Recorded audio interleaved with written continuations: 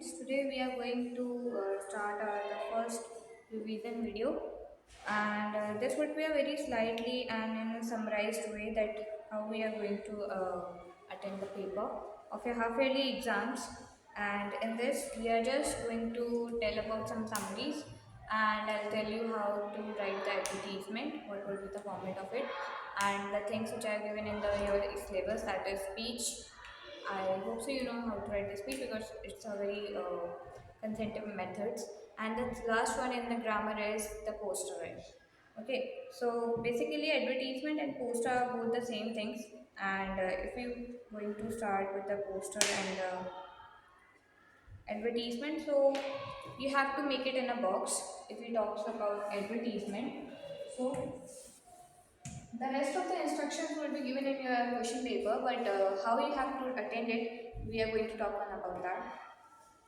So basically, you have to make one box for poster and for the advertisement, both the things, because in both the things we have one common thing. Even the poster, there is a notice in a, we can say कि हमारे पास एक simple सा poster advertisement क्या advertisement है something जिसका हमको advertise करना हो और यू कैन से कि हमको जिसके बारे में और नॉलेज देना and the same thing happens in the poster as well in which we have to give the notice और we talks about something which we have to exaggerate or we have to give the advertisement of it. So okay, so in this बहुत ही common सी चीज़ है. सबसे पहले you have to make the box, then you have to tell about what's the main you can say the topic of the advertisement. ठीक है, तो हम यहाँ पर टॉपिक्स को लिखेंगे. ओके, और उसके बाद हम उसके बाद उसके कंटेंट वर्ड लिखेंगे. लाइक आप अपने जैसे आपके पास कोई प्रोडक्ट है and you want to sell it and you want the sales should be in a higher way और उसका एडवर्टीजमेंट अच्छा होना चाहिए, क्योंकि जिस चीज़ का अच्छा एडवर्टीजमेंट होता है वही चीज़ ज़्यादा अच्छे से सेल हो पाती है. तो हम लोग उसको यहाँ पर उसकी कंटेंट बॉडी को लिखेंगे and then what we'll do the things where we the address of that thing. ठीक है, कि वो जो हमारा टॉपिक है या जो हमारा प्रोडक्ट है हम उसको कहाँ से बाय कर सकते हैं, तो be the address over there. If in your question paper the address is mentioned, then do mention the address. If not, then don't mention it. Okay, and then we write some slogan or some kind of thing कि जो उसको और थोड़ा सा attractive बना सके. So this is the way how we write the advertisement. The same things happens in the poster making as well. Poster making में भी क्या होता है कि हमको अपना पोस्टर इतना अट्रैक्टिव बनाना होता है कि वेन समबडी सीज, है ना, कि अगर कोई हमारे पोस्टर को देखे तो अगर बहुत सारे पोस्टर्स लगे तो हमारे जो पोस्टर है उसका आउटलुक थोड़ा सा अच्छा होना चाहिए जिससे समझ जा सके कि वो उस चीज़ को अट्रैक्ट करे. मतलब some catchy things in the poster should be have. Okay, कि हमको पता चल सके, हमको समझ आ सके कि पोस्टर में क्या दिया है, और कोई एक हेडलाइन या फिर कोई एक अलग से स्लोगन से ही इंसान समझ जाए कि आपके पोस्टर में क्या दिया गया है. तो सबसे पहले अगर हम पोस्टर मेकिंग की बात करेंगे तो it's about something institute where do you belong or something like that. जैसे अगर हम स्कूल की बात करें तो स्कूल में may be the summer camp is there, तो हमने समर कैंप को लेके कोई पोस्टर बनाया तो it should be attractive. Like हमने यहाँ पे कोई तो भी डायग्राम क्रिएट कर दिया. Okay, should be diagrams are there कि हमने यहाँ पे कुछ some kind of things we have given over there कि summer camp started from, we'll just write the date, whatever the date we will take. Date में ऐसे थोड़ा सा जो कैची होता है वो होता है हमारा पोस्टर मेकिंग. उसमें भी हमको उसका वेन्यू जो होता है, स्पेशली सबसे पहले हम उसका वेन्यू, अगर हमको वेन्यू नहीं बताया है, जैसे अभी हम क्योंकि समर कैंप की बात कर रहे हैं तो अगर समर कैंप में ऑब्वियस सी बात है हम वेन्यू की बात करेंगे तो हम सबसे पहले वेन्यू लिखेंगे. फिर हमारी क्या क्या एक्टिविटीज़ होंगी, what the activities are there, who are going to organize these activities, who is coming, and how the inauguration would be there. So these all the things are happens in the post meeting. Okay. So this is very little thing which you get to revise it. I don't think so you need more description in it. ठीक है, क्योंकि poster making and advertisement are very very simple things.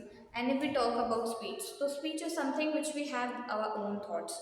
I can't give, we talk about speech, तो speech could be on anything. Like अगर हम speech की बात करते हैं तो स्पीच कैसे होती है कि हम अपने जो पॉइंट्स हैं या अपने जो थॉट्स हैं उनको, जब हमको एक्सप्रेस करना होता है, जब हमें उनको बताना होता है, तो that is the basic means of speech.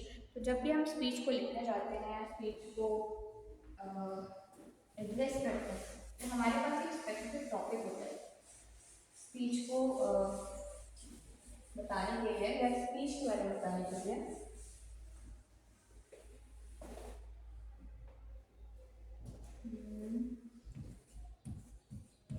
If we talk about speech, तो अगर हम जैसे बात करते हैं वुमेन एम्पावरमेंट की, ठीक है, कि हमको एक टॉपिक मिला, the topic is on women empowerment, तो हम उसके बारे में कैसे लिखेंगे. तो सबसे पहले हम, हमारा जो स्पीच का मेन टाइटल है, ठीक है, जैसे क्या we have the title of women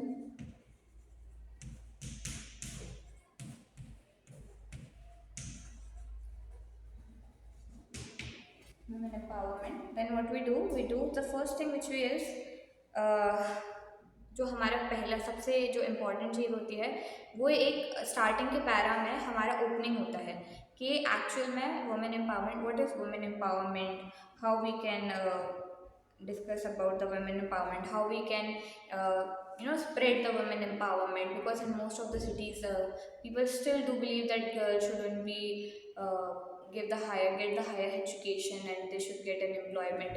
तो ऐसी बहुत सारी चीज़ें होती हैं. तो जो हमारा पहला पैराग्राफ होगा, जो हमारा पहले मतलब जब हम फॉर्मेट की बात करते हैं तो it start from the very first paragraph. ठीक है, तो फर्स्टली हम उसको कैसे ओपन करेंगे. It should be the first one is opening and discussing the issues.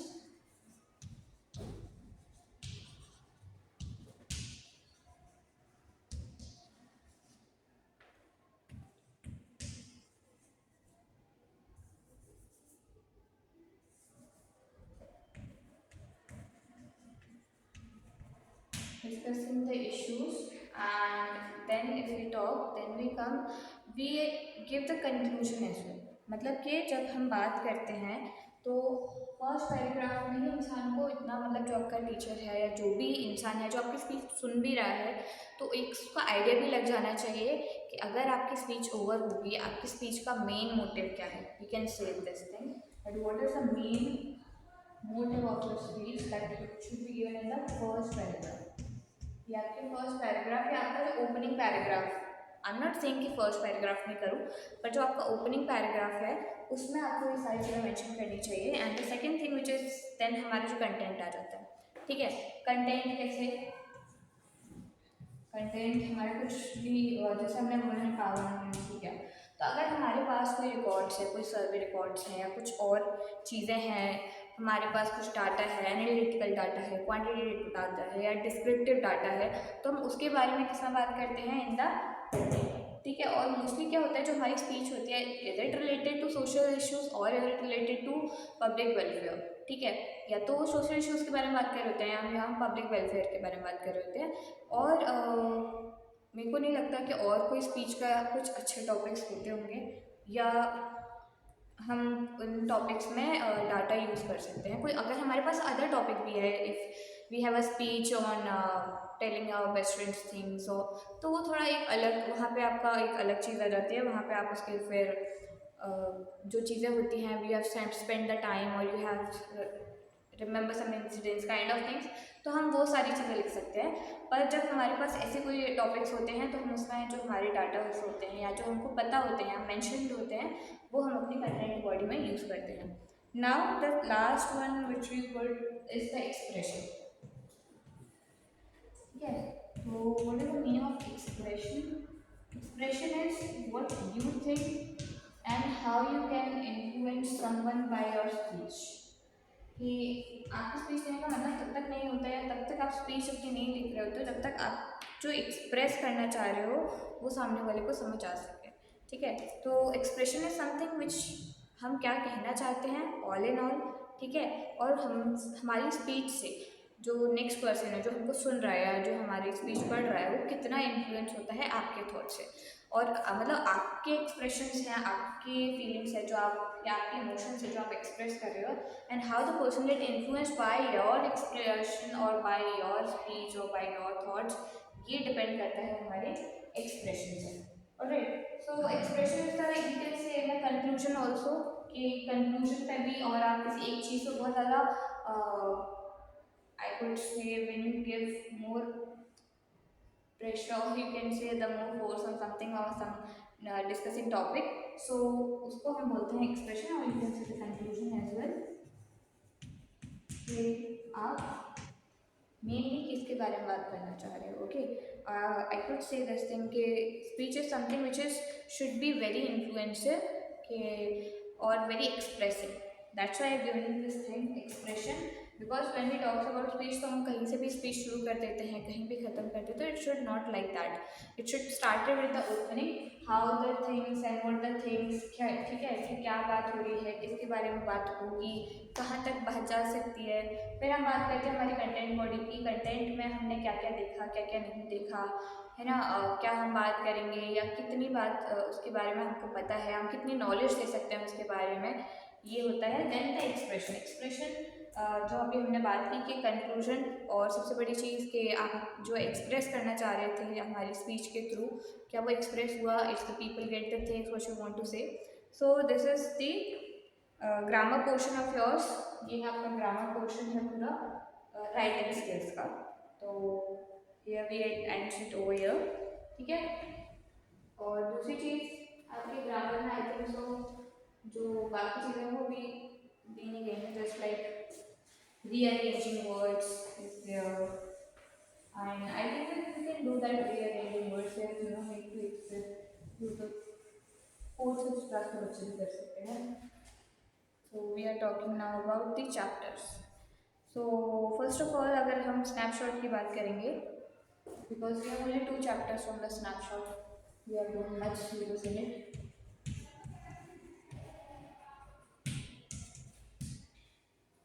तो स्नैपशॉट, स्नैपशॉट में सबसे पहले आता है the summer of the beautiful white horse, in that story there is 2 boy, है ना, एक आरम होता है, एक मुराद होता है।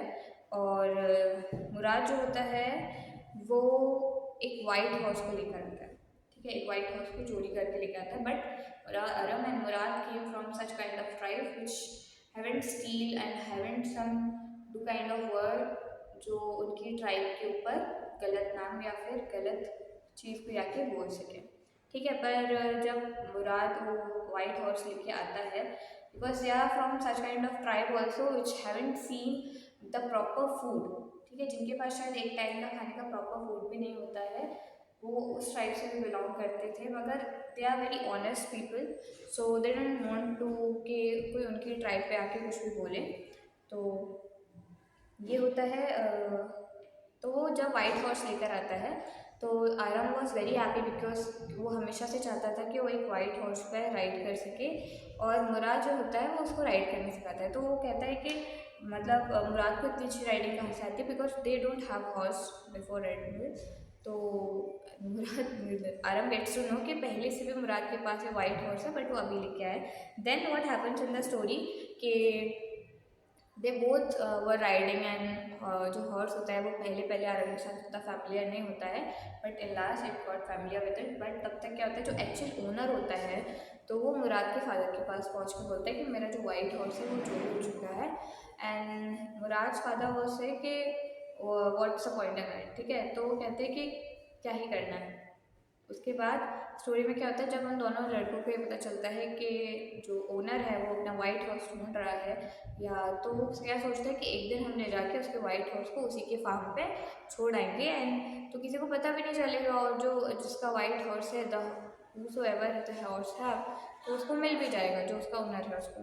तो जब वो उस वाइट हॉर्स को छोड़ने जा रहे होते हैं तो जो ओनर होता है वो उनको देख लेता है, but what he says that I won't say anything, ठीक है। उसके बाद वो जो वाइट हॉर्स होता है उसको वहाँ पे छोड़ के और वो लोग चले आते हैं, एंड तब भी जो मुराद के फादर होते हैं वो लास्ट में ये बोलते हैं कि what's the point in that, ठीक है। तो यहाँ पे हमारी ये स्टोरी एंड हो जाती है। Basically this shows that how the curiosity of the little child shows the desire to get all the dreams fulfilled.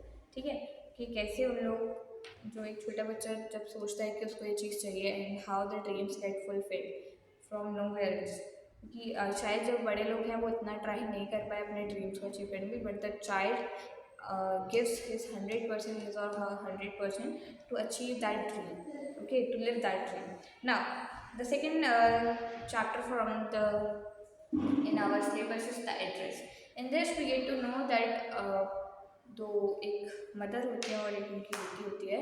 तो जो द डॉटर है, तो वो बहुत सालों बाद अपने सेम वही पुराने एड्रेस पे जा रही होती है, और क्योंकि उसकी मदर ने बोला होता है कि जब भी तुमको लगे, क्योंकि when the world war two is getting on, and तो जो उसकी मदर होती है, क्योंकि उस टाइम क्या होता था कि स्पेशली कुछ स्पेसिफिक कम्युनिटीज़ के साथ में लोग जो हैं वो ज़्यादा, you can say it will be a domestic I can't say that there would be a violence.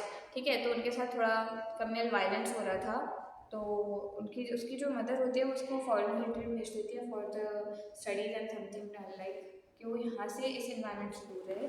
तो जब वो वापस आती है आफ्टर हर मदर्स डेथ, जब वो अपनी मदर की डेथ के बाद वापस आती है, तो जो लेडी होती है वो मना कर देती है कि वो उसको नहीं जानती, जबकि शी नोज कि वो उसकी मदर की फ्रेंड है, and all the things she knows. ठीक है, वो कहती कि शायद ऐसा तो नहीं कि मैं ही भूल गई हूँ, या फिर ऐसा तो नहीं कि शायद जो वो लेडी है जो उसकी मदर की फ्रेंड हुआ करती थी एक टाइम पे, तो वो मेरे को भूल गई हो। मगर वो बोलती है कि नहीं, जब वो पहले आती थी तो हमारे घर से बहुत सारी चीज़ें लेके जाया करती थी। वो ये बोलती थी कि अगर किसी दूसरी कम्युनिटी के लोगों ने अटैक किया या फिर कुछ किया घर पे, तो ये जो सारी चीज़ें हैं ये मैं अपने घर पे सेफ रखूँगी। बट हुआ क्या कि वो उन्हीं के घर पे आके स्टे करने लगी, वहीं पे आके रहने लगी। और जब फिर उसने सोचा कि नहीं, मेरे को शायद एक बार और जाना चाहिए, I should try give it once. तो जब वो वहाँ दोबारा जाती है, then the little girl of that lady, जो उसकी फ्रेंड की मदर थी, उनकी बेटी, जो जब गेट खोलती है, and everything was very similar to the writer. जब वो जो प्रोटैगनिस्ट होती है स्टोरी की, जब वो अपने उस लिविंग रूम में जाती है, लिविंग हॉल रूम में जाती है, तो वहाँ पे उसको हर एक चीज़ फेमिलियर लगती है। फिर उसको लगता है कि ये सारी चीज़ों से मैं एक चीज़ कर सकती हूँ कि that my mother is not with me, but by all these things I can have the memory of my mother. तो जब जहाँ पे एक टाइम पे उसको वो सारी चीज़ें नहीं चाहिए होती, तो एक टाइम पे सोचने लगती है कि शायद मुझे इस घर में दोबारा आके रहना चाहिए, यहाँ पे आके दोबारा रहना मेरे लिए शायद उन मेमोरीज़ के पास या फिर मेरी मदर के पास रहने के इक्वल होगा। तो बट फिर then she thoughts when she leaves the house, क्योंकि उसका ट्रेन का टाइम हो रहा था and she have to go back where she lives. तो शी थिंक्स कि no, it should be okay to, मतलब ये अच्छी चीज़ होगी कि वो लोग जो है वो उन सारी चीज़ों को वो साथ रखें, because when I take care of them it would take some past traumas as well. Memories के साथ साथ कुछ ट्रॉमास भी आएंगे जो शायद मैं आप ओवरकम करना चाहती हूँ, मतलब जो राइटर है वो उसको ओवरकम करना चाहती है। एंड शी ऑल्सो थिंक्स कि मेरा इतना छोटा सा अपार्टमेंट है, मैं इतनी सारी चीज़ें, इतनी एंटीक चीज़ें अपने पास कहाँ रखूँगी, what will I do for it. ठीक है, तो वो सोचते हैं कि जो मेरी मदर की मेमोरीज है वही मेरे लिए बहुत प्राइसलेस है, बहुत कीमती है। I don't want such kind of things to remember my mother. ठीक है, मुझे मटेरियलिस्टिक वर्ल्ड या फिर मटेरियलिस्टिक चीज़ों की ज़रूरत नहीं है, या फिर उनसे रिलेटेड कोई चीज़ों की ज़रूरत नहीं है अपनी मदर को याद रखने के लिए, उनकी मेमोरीज को याद रखने के लिए। And so here the story of ends of the address. Okay, and the next thing we'll discuss in our next video. Thank you so much, students.